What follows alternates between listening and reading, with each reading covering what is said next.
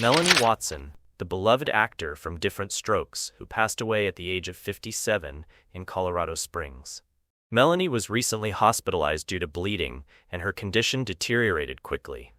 Born with osteogenesis imperfecta, also known as brittle bone disease, Melanie used a wheelchair throughout her life. She played Kathy Gordon, the best friend of Arnold Jackson, in 4 episodes of the iconic sitcom, bringing warmth, optimism, and representation to audiences. Beyond acting, she was a passionate disability advocate, inspiring many with her courage, resilience, and unwavering spirit. Her legacy on television and in advocacy will always be remembered. Isiah Whitlock Jr., the acclaimed actor best known for his iconic role as State Senator Clay Davis on HBO's The Wire. Whitlock passed away at the age of 71 in New York after a short illness.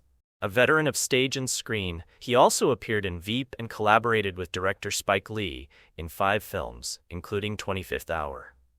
Whitlock brought unforgettable charisma to his roles, with his signature catchphrase, "Sheee-it," becoming a fan favorite. Celebrated for his talent, humor, and memorable performances, his legacy in television and film will continue to inspire audiences for years to come. Tatiana Schlossberg, the talented journalist and granddaughter of President John F. Kennedy, who passed away at the age of 35 after battling cancer. Tatiana was a respected science and climate reporter for the New York Times and openly shared her journey with acute myeloid leukemia in a heartfelt essay for The New Yorker. Her courageous writing, sharp intellect, and dedication to environmental journalism left a lasting impact on readers and the wider community. Tatiana's family described her as beautiful and said she will always remain in their hearts. Her legacy of honesty, advocacy, and storytelling will continue to inspire generations.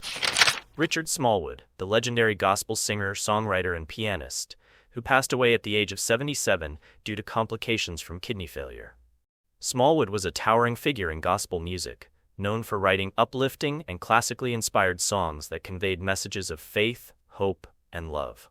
His iconic compositions, including Total Praise and I Love the Lord, were performed by renowned artists such as Destiny's Child, Whitney Houston, and Stevie Wonder, bringing his music to audiences worldwide. A lifelong Washingtonian, Smallwood fused music and ministry, leaving behind a legacy that continues to inspire church choirs, musicians, and fans of gospel music everywhere.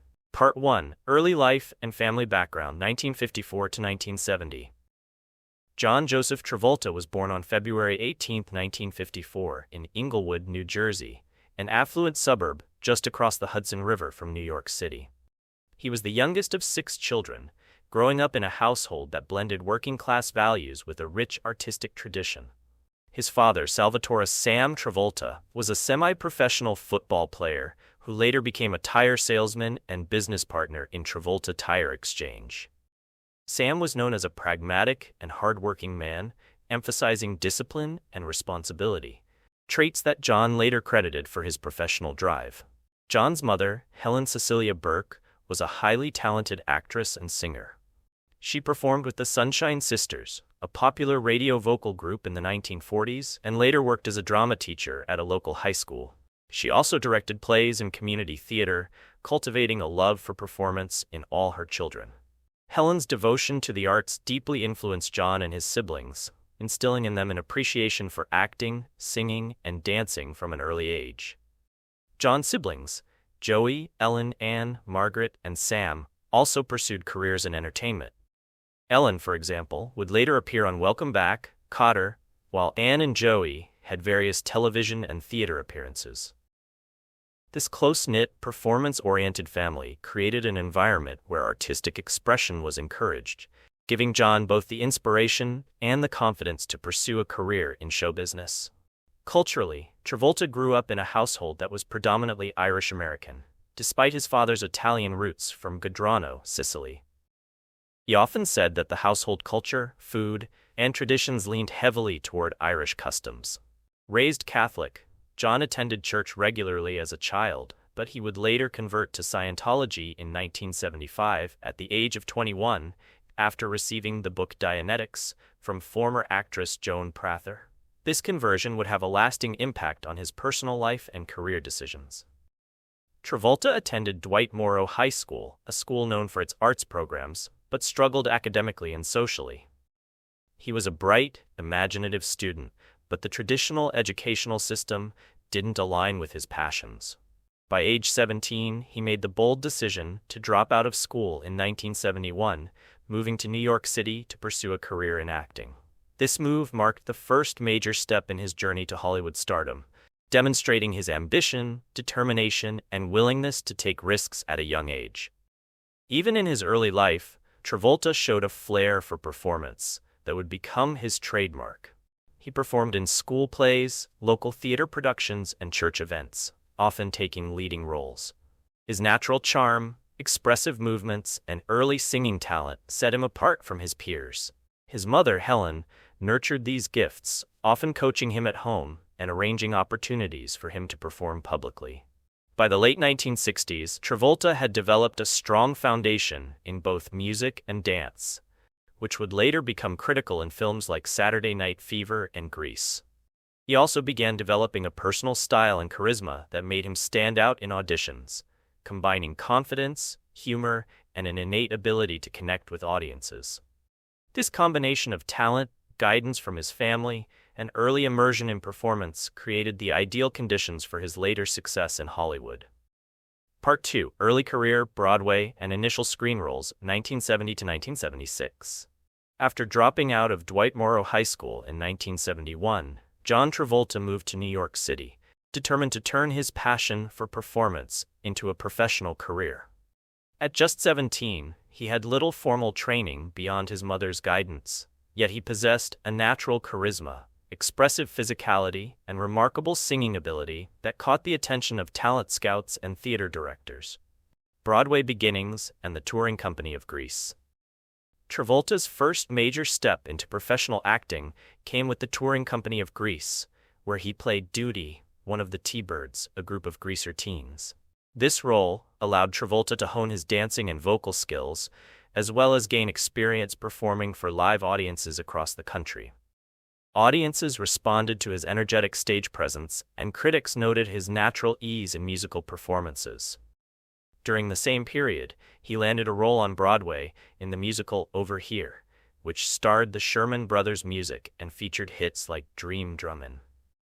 The show, although short-lived, provided Travolta with the invaluable experience of working alongside professional actors and singers, mastering the rigor of Broadway schedules and learning how to adapt his performance style for both stage and later screen. These early theater roles were critical in shaping Travolta's triple threat abilities: singing, dancing, and acting. Unlike many young actors of the era who specialized in one skill, Travolta's versatility allowed him to transition seamlessly into television and film, giving him a competitive edge that few peers possessed. Moved to Los Angeles in early TV roles. By 1972, Travolta relocated to Los Angeles, seeking broader opportunities in television and film. His first on-screen appearance was a small role on the medical drama Emergency, Season 2, Episode 2, where he played a minor character who falls and injures himself. Though brief, this experience introduced him to the workings of a professional television set, including camera blocking, on-set etiquette, and working with directors. Travolta's first major film role came in Brian De Palma's horror classic Carrie, 1976. He played Billy Nolan, a charismatic but dangerous high school student who is both charming and menacing. The film, based on Stephen King's novel, was a major box office success and received critical acclaim, with Travolta's performance noted for its intensity and dark charisma. This role showcased his ability to play complex characters even at a young age, signaling to Hollywood that he could handle dramatic material in addition to musicals and comedies. Breakthrough television role. Welcome back, Kotter. While Carrie gave him credibility in film, Travolta's star-making role came in television. In 1975, he was cast as Vinnie Barbarino in ABC's sitcom Welcome Back, Kotter. The show centered on a group of high school students known as the Sweat Hogs, and Travolta's Vinnie was the quintessential charming, cocky, and humorous teen. His performance captured both the humor and vulnerability of adolescence, making him an instant hit with audiences across the United States. Interestingly, His sister Ellen Travolta appeared occasionally on the show, playing minor roles, such as Arnold Horshack's mother, reflecting the family's deep involvement in entertainment. The show ran from 1975 to 1979 and provided Travolta with steady exposure, national recognition, and a platform to showcase his comedic timing and charisma. Early music career. During his early television and film career, Travolta also pursued music. His debut single, Let Her In, was released in 1976 and reached number 10 on the Billboard Hot 100, making him one of the few actors at the time to achieve simultaneous success in music. The song's soft, romantic style appealed to teenage audiences, complementing his rising popularity from Welcome Back, Kotter. Travolta continued to record music during this period, often tying releases to his acting projects. His musical background would later prove invaluable when starring in Saturday Night Fever, 1977, and Grease, 1978, both of which featured performances that were as much about singing and dancing as acting. Critical observations and personality. Even in these early years, Travolta's performances drew attention for their physical expressiveness, timing, and energy. Directors and critics noted his ability to dominate the screen, whether through humor, dance, or dramatic tension. Behind the scenes, Travolta was known for his discipline, dedication, and willingness to rehearse extensively, traits that would define his career longevity. By 1976, Travolta had successfully transitioned from aspiring stage performer to recognized television and film actor. His combination of handsome looks, charisma, comedic timing, musical talent, and emerging dramatic ability set him apart from other young actors and positioned him for the next stage, international stardom in the late 1970s. Part 3. Stardom and the Disco Era, 1977 to 1979. By the mid-1970s, John Travolta had become a familiar face on American television, thanks to his role as Vinnie Barbarino on Welcome Back, Kotter. However, it was his transition to feature films that would catapult him to global superstardom. The period between 1977 and 1979 marked the disco era, and Travolta became its most iconic figure, bridging the worlds of film, music, and dance in a way few actors had before or since. Saturday Night Fever, 1977. The turning point of Travolta's career came with Saturday Night Fever, a film directed by John Badham and adapted from a magazine article by Nick Cohn. Travolta portrayed Tony Manero, a working-class young man living in Brooklyn who seeks escape from the monotony of everyday life through the vibrant world of disco. Casting and preparation. Travolta was relentlessly rehearsed for the role.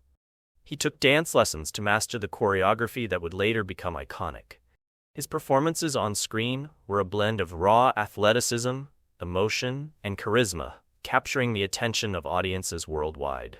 He brought authenticity to the role, portraying the aspirations, frustrations, and energy of urban youth in the 1970s. Critical reception.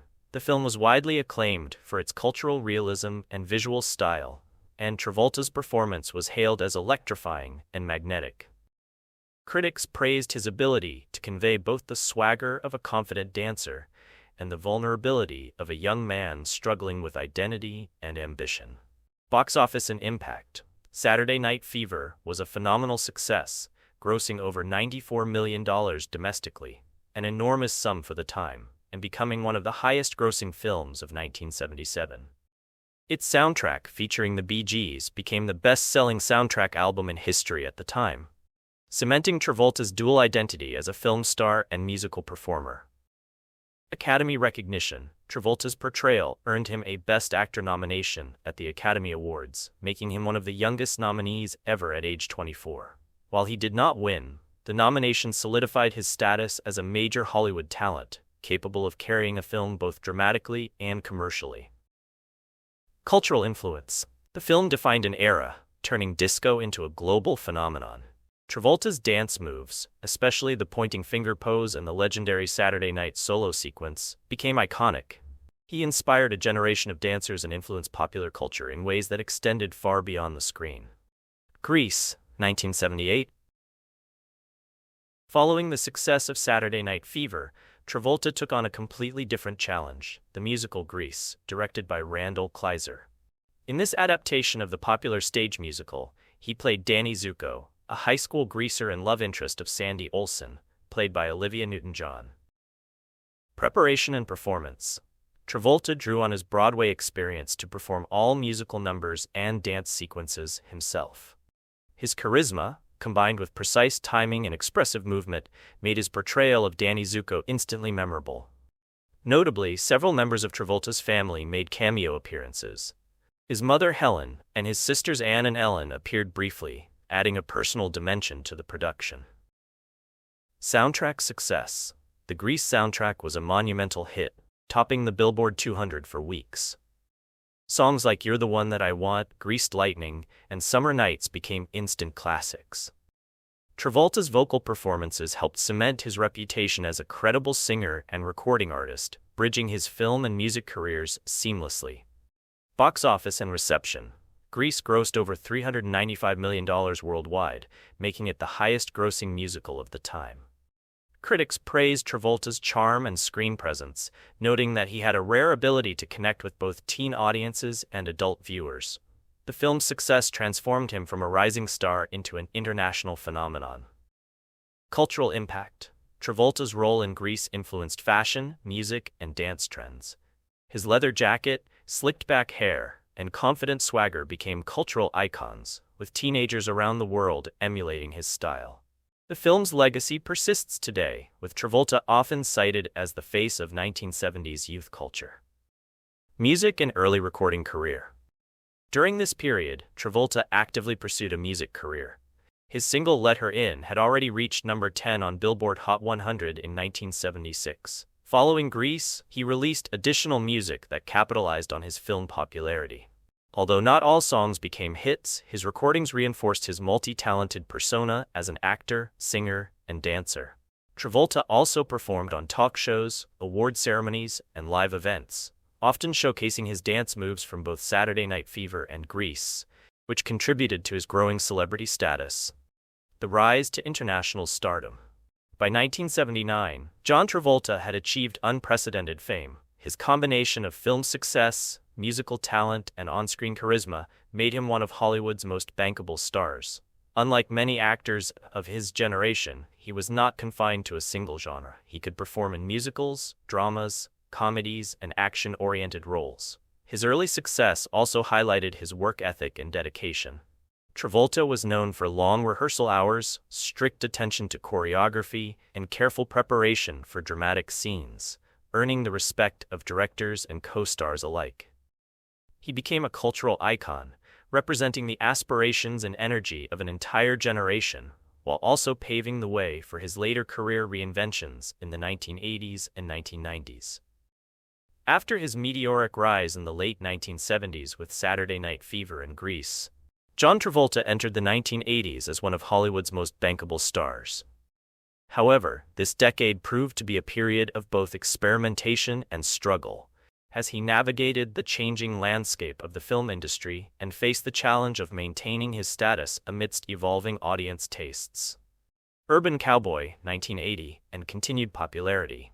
Travolta's first major film of the 1980s was Urban Cowboy, 1980, directed by James Bridges. He starred alongside Deborah Winger as Bud Davis, a young man navigating love, ambition, and masculinity in Texas' mechanical bull bars. Significance and reception. The film capitalized on the country music craze that had taken hold in America. Travolta's performance was praised for blending charm with vulnerability, showing a more mature and nuanced side of his acting. The soundtrack, featuring hits like Looking for Love and Stand By Me, helped cement the film's cultural impact. Box office. Grossed approximately $47 million domestically, a solid figure for the era, confirming Travolta's continued appeal. Critics noted that while the story was formulaic, Travolta's performance elevated the material, making him a relatable leading man. Early 1980s film struggles. Following Urban Cowboy, Travolta's career entered a period of mixed success. Staying Alive, 1983, the sequel to Saturday Night Fever, directed by Sylvester Stallone, was intended to recapture the disco-era magic. Travolta reprised his role as Tony Manero, now a professional dancer pursuing Broadway success. Despite his performance, the film received mixed reviews, with critics citing a weak script and uneven direction. Box office performance was moderate, grossing around $65 million domestically, but failing to match its predecessor's cultural impact. Two of a Kind, 1983. Reuniting with Olivia Newton-John, Travolta attempted a romantic fantasy comedy, blending elements of science fiction and romance. The film was critically panned, criticized for a disjointed plot and lack of chemistry between leads, despite their past success in Greece. Commercially, it underperformed, signaling the beginning of a career slowdown. Perfect, 1985.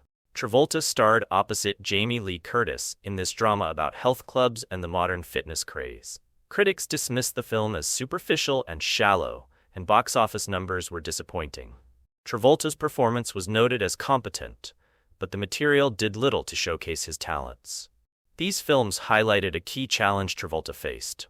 Audiences were no longer captivated solely by his charisma or dance abilities.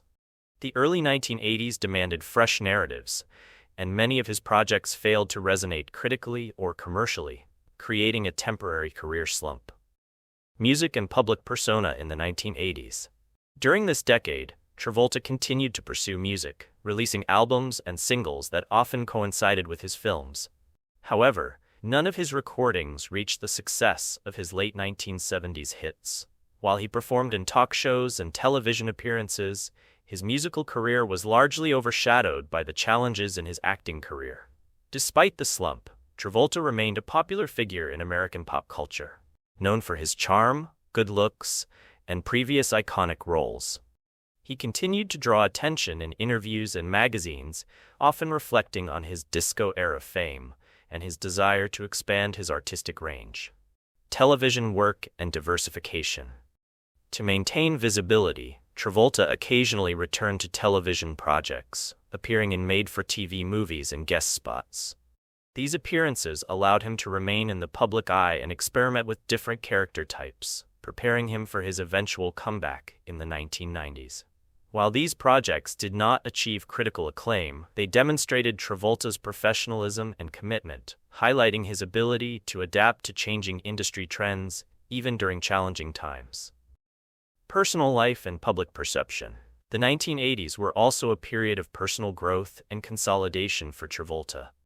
He remained deeply involved in Scientology, which he credited with providing stability and focus amid professional uncertainties. He also honed his skills as a pilot, developing a lifelong passion for aviation that would later become a prominent aspect of his personal life.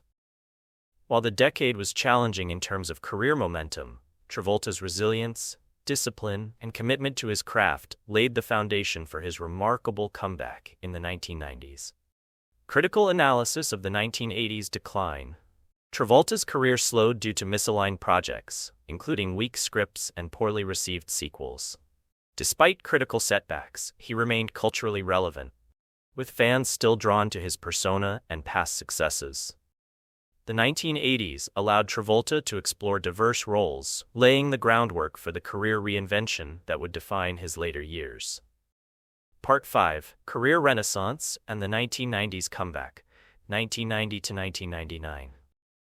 After a challenging decade in the 1980s, John Travolta faced the 1990s with renewed determination, seeking roles that would allow him to break free from his teen idol image and showcase his full acting range.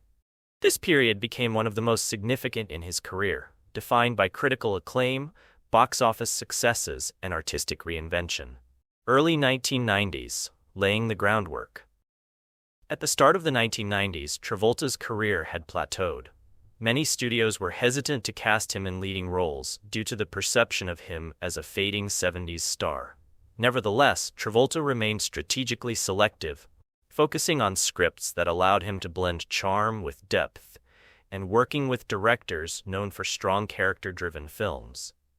During this period, he also refined his craft, taking on smaller supporting roles and appearing in television movies that allowed him to reconnect with audiences without the pressure of blockbuster expectations. This strategic patience set the stage for his career-defining comeback.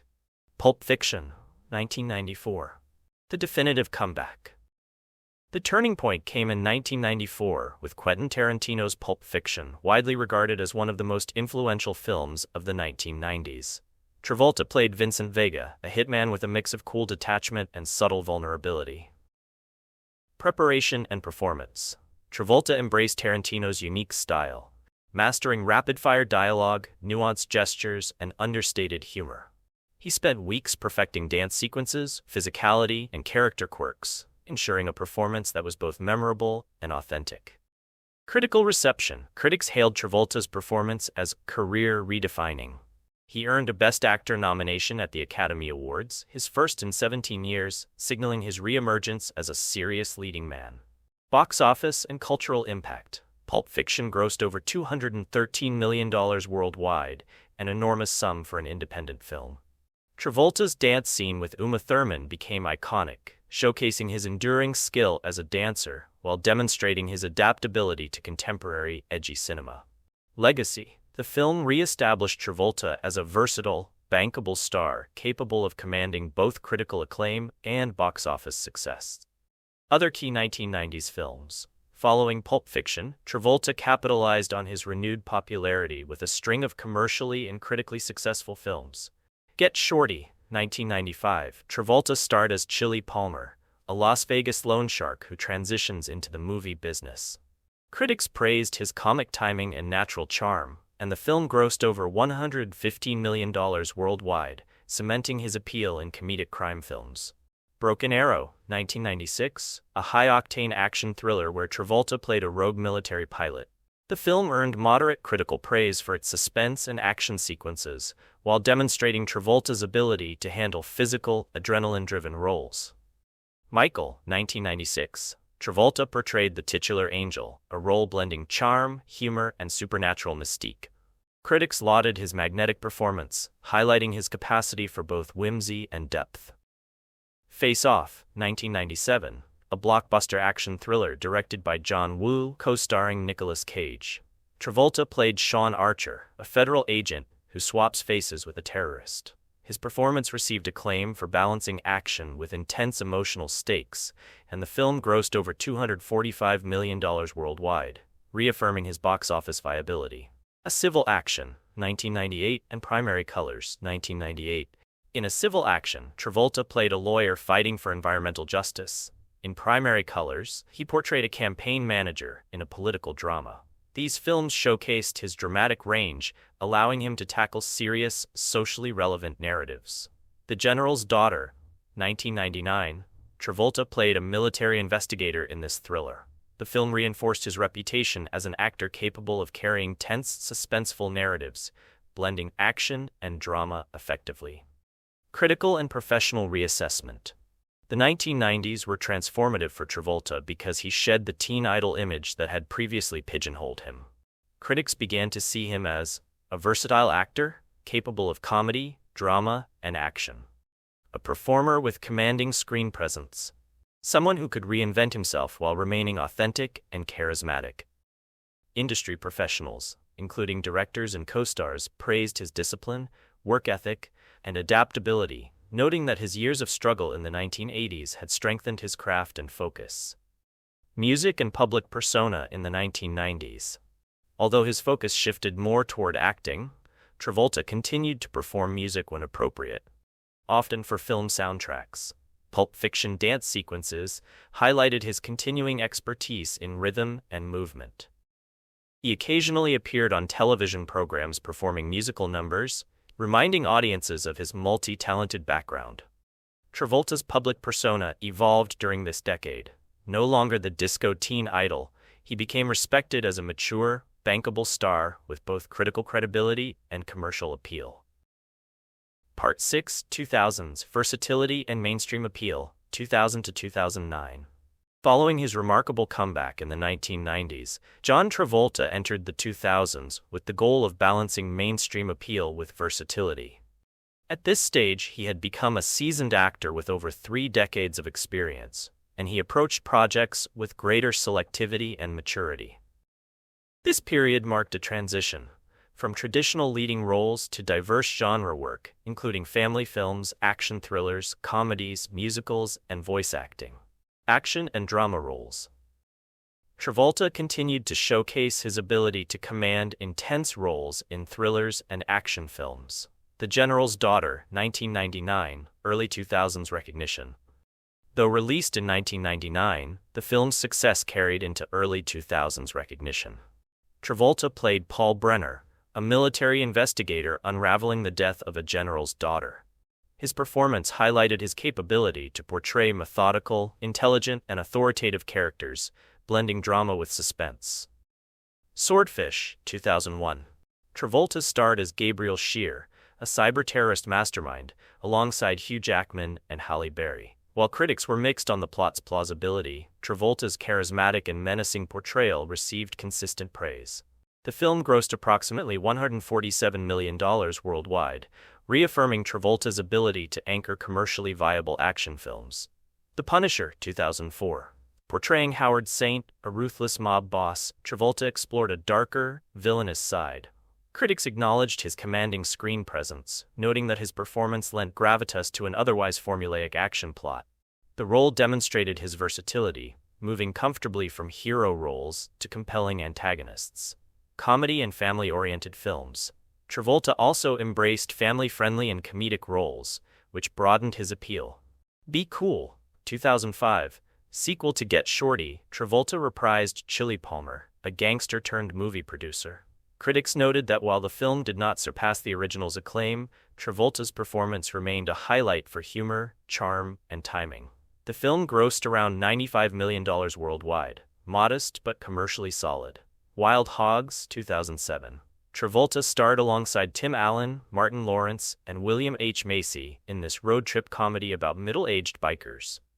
The film was a box office success, grossing over $168 million worldwide, showing that Travolta's appeal extended to family audiences and mainstream comedy fans.